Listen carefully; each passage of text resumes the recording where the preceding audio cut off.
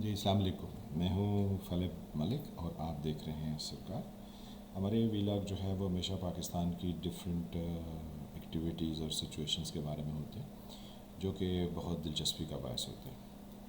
ابھی کچھ ٹائم پہلے ہماری سپریم کورٹ نے نواز شریف کو اقامے کی بنیاد پر نہ صرف یہ ہے کہ نااہل کیا بلکہ ان کو عمر بھر کے لیے نااہل کر دیا کہ وہ انتخابات میں حصہ نہیں لے سکتے اور ایسا کچھ نہیں کر سکتے۔ لیکن اب ہم دوسری طرف دیکھتے ہیں کہ ہم کس طرح سے جو ہے وہ کسی کے کہنے پر یا کسی کے اشارے پر ہم کس طریقے سے کام کر رہے ہیں۔ اب فیصل وڈا کو ہی لے لیجیے، اس کے 2 سال تک اپلیکیشن جو ہے وہ چلتی رہی کہ انہوں نے اپنی جب امریکی شریعت چھوڑی اور جو انہوں نے بیان حلفی دیا الیکشن کے ٹائم پہ اس میں تضاد تھا، لیکن ہماری کورٹس جو ہیں وہ یعنی تعطل کا شکار رہیں اور انہوں نے کوئی اس پر فیصلہ نہیں دیا۔ اور پھر فیصلہ اس دن انہوں نے دیا جس دن جو ہے وہ سینیٹر منتخب ہو گئے ووٹ کاسٹ کرنے کے بعد، کہ جی اب تو جو ہے وہ اس اپلیکیشن کی ریلیونس نہیں رہی ہے، اس لیے اس کو خارج کیا جاتا ہے۔ اب آج ان کی ایک اور پیشی چل رہی ہے جس میں بقول پچھلی پیشی کی کارروائی کی کہ آج ان کے پاس یہ لاسٹ موقع ہے کہ وہ الیکشن کمیشن کو بتائیں کہ انہوں نے اپنی امریکی شریعت کب چھوڑی ہے۔ تو یہ تو ابھی تھوڑی دیر میں پتہ چلے گا کہ وہ اس پر کیا جواب دیتے ہیں، لیکن شاید پرانی تنخواہ پر ہی یہ سب لوگ جو ہے وہ کام کرتے رہیں گے۔ اس کی ایک اور مثال جو ہے وہ ہمیں دیکھنے میں آئی کہ جیسے میں نے پہلے آپ سے کہا کہ سپریم کورٹ نے نواز شریف کو اقامے کی بنیاد پر نکالا، تو ہماری ہائی کورٹ نے جو ہے وہ خواجہ آصف کو کل بیل دے دی اور ان کے اقامے پر کہا جی کہ کچھ ایسا نہیں ہے، حالانکہ انہوں نے تو پیسے بھی لیے ہیں اور مانا ہوا ہے۔ تو یہ بڑی متضاد چیزیں ہیں کہ یعنی اوپر کی کورٹ جو ہے وہ ایک فیصلہ کرتی ہے تو نیچے والی کورٹ جو ہے اس کے بالکل 180 ڈگری پر جا کے فیصلہ کر دیتی ہے۔ پھر ان کے ساتھ ایک اور مسلم لیگ کے جو ہے وہ ممبر ہیں جو کہ سیال کوٹ سے ہیں،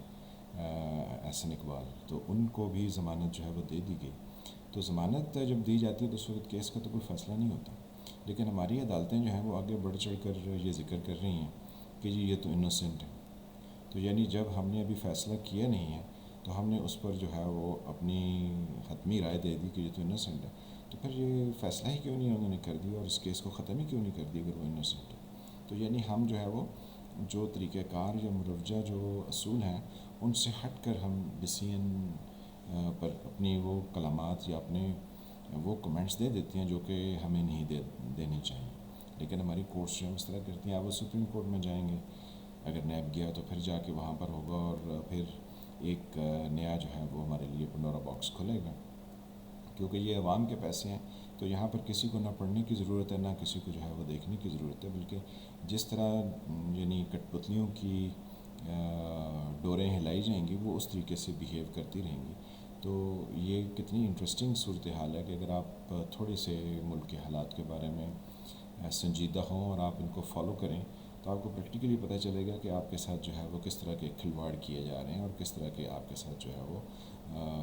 پنجابی میں کہتے ہیں نا گولی دی جا رہی ہے، تو عوام کو ہر وقت گولی ہی دی جاتی ہے۔ اب ہم جو ہے وہ نواز شریف کے بعد ان کی پارٹی کے بارے میں جو ہے وہ دیکھتے ہیں کہ ابھی پچھلے دنوں جو کورٹ میں ایک اور کیس سامنے ہے کہ جس میں شہباز شریف کے ہونہار فرزند جو ہیں حمزہ شہباز، ان کو بغیر کسی میڈیکل سرٹیفکیٹ کے اور بغیر کسی یعنی ان کا ضمانتی بھی عدالت میں موجود نہیں تھا اور وہ خود بھی موجود نہیں تھے، تو ان کو ضمانت دے دی گئی۔ جبکہ اسی طرح کا ایک اور مقدمہ آصف علی زرداری کا تھا، تو اس پر جو ہے وہ کورٹ کہتی ہے کہ جی ہم تو ایسے آپ کو ضمانت نہیں دے سکتے ہیں، آپ بھلے بیمار ہیں تو آپ عدالت میں پیش ہوں تو پھر ہم آپ کو ضمانت دیں گے۔ تو یعنی یہ پیرالل تو جو ہے نا وہ چیزیں چل رہی ہوتی ہیں جس پر آصف زرداری نے بجا کہا کہ میرا ڈومیسائل جو ہے وہ اتنا طاقتور نہیں ہے جتنا کہ شریف برادران کا۔ تو شریف برادران کے ڈومیسائل کے ساتھ ایک اور بہت خطرناک بات جو ہے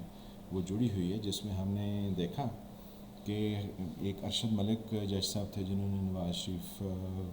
کے کیس پر اپنا فیصلہ دیا، پھر ان کی ایک ویڈیو کا ذکر ہوا۔ اس ویڈیو کے بارے میں ایک صحافی اور اینکر پرسن جو کہ سمو میں کام کرتے ہیں ندیم ملک صاحب، انہوں نے کچھ چیزیں آشکار کی، تو ان کو ایف آئی اے کے انسداد دہشت گردی ونگ نے نوٹس جاری کر دیا کہ جی آپ تشریف لائیں اور بتائیں کہ یہ آپ نے معلومات کہاں سے لی اور کیسے لی۔ تو اس کے ساتھ جڑا ہوا لطیفہ دیکھیں کہ اس سے کئی ماہ قبل مریم نواز جو کہ نواز شریف صاحب کی صاحبزادی ہیں، وہ ایک ویڈیو چلا چکی ہیں ان دا پریس کانفرنس کہ جس میں وہ بتا رہی ہیں کہ جی کیسے جو ہے وہ جج صاحب کو پریشرائز کیا گیا، اور پھر انہوں نے کہا کہ ابھی بھی اگر آپ باز نہ آئے، یعنی ان قوتوں کو کہ جو بقول ان کے کہ نواز شریف کے خلاف کام کر رہے ہیں، تو ہمارے پاس اور کئی ویڈیوز ہیں جو کسی جج کی ہیں اور کچھ اور لوگوں کی بھی ہیں جس میں ان کے نام لیے گئے ہیں۔ تو ایف آئی اے جو ہے وہ مریم نواز کو نوٹس ایشو نہیں کرے گا کہ آپ آ کے بتائیں کہ یہ کون سی ویڈیوز آپ کے پاس ہیں اور آپ نے جو ہے یہ یعنی مواد کیسے اکٹھا کیا، لیکن وہ ایک صحافی کو یا ایک اینکر پرسن کو آ کے نوٹسز بھیج رہے ہیں۔ تو ہم کس طرح کے یعنی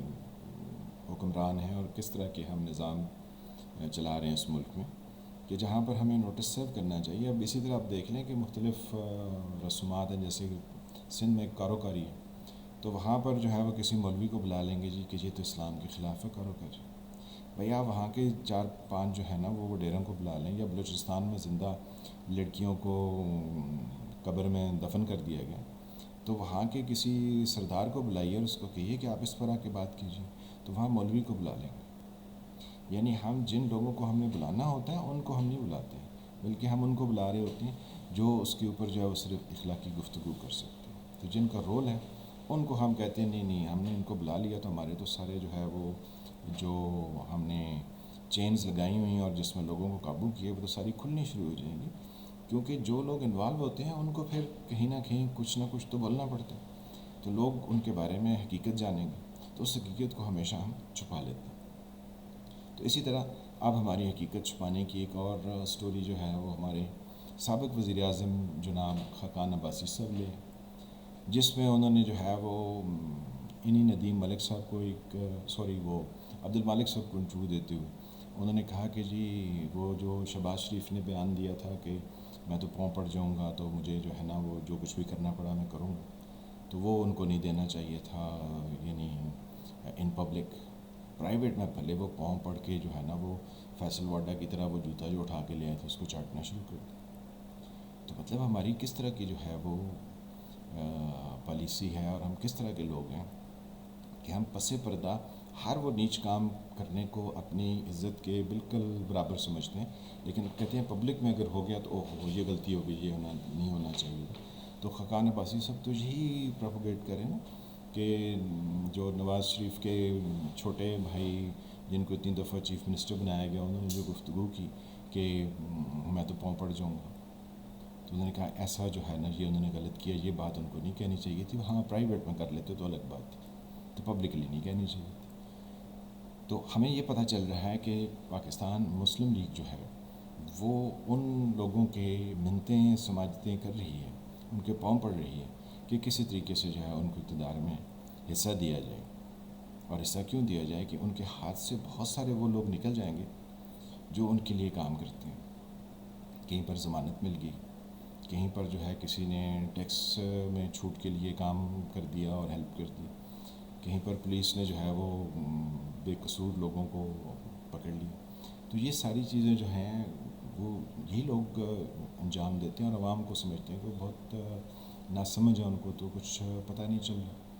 تو جب خاقان عباسی صاحب سے یہ کہا گیا کہ آپ جو ہے وہ پنجاب میں بزدار صاحب کی حکومت کے اگینسٹ کیوں نہیں کام کر لیتے ہیں، جب پیپلز پارٹی آپ کو کھلے طریقے سے بلا رہی ہے کہ آئیں اس کے خلاف نو کانفیڈنس کرتے ہیں، اور بزدار جو ہے اس کی حکومت تو صرف ایک نو کانفیڈنس موشن کی مار ہے، لیکن یہاں پر یہ ان کے کہنے پر جن کے پاؤں پڑ رہے تھے یہ بزدار کی حکومت کو ہٹانے کو تیار نہیں، یہاں پر یہ یعنی پاکستان مسلم لیگ نواز اور پی ٹی آئی دونوں ایک دوسرے کے ساتھ جڑے ہوئے ہیں، اور جنہوں نے ان کو اقتدار دیا ہوا ہے اور جو انہیں لارے لپے لگا رہے ہیں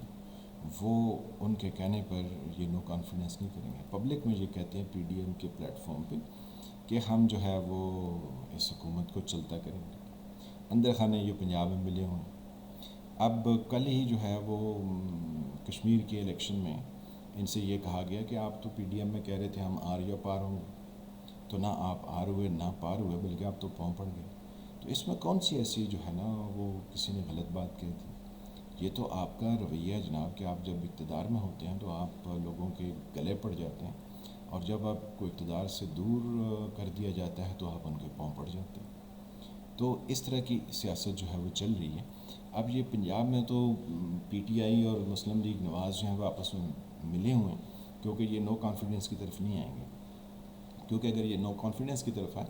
تو مسلم لیگ نواز اور کاف لیگ اور پیپلز پارٹی اور کچھ دوسرے جو جہانگیر ترین وغیرہ گروپ کے لوگ ہیں وہ بزدار کے خلاف تو ایزیلی نو کانفیڈنس ہو سکتی ہے، لیکن یہ اس طریقے سے نہیں آئیں گے۔ ریزن بینگ کہ یہ جن کے اقتدار کے اشارے پر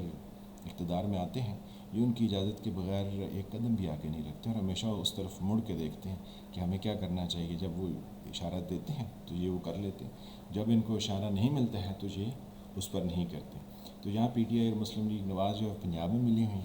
اب یہ کشمیر کے الیکشن میں ایک دوسرے کے خلاف جو ہے وہ گفتگو کریں گے، اور وہاں پر پیپلز پارٹی جو ہے دونوں کو ایکسپوز کرے گی، تو ایک ڈرامیٹک اور تھیٹر کی سی صورتحال ہوگی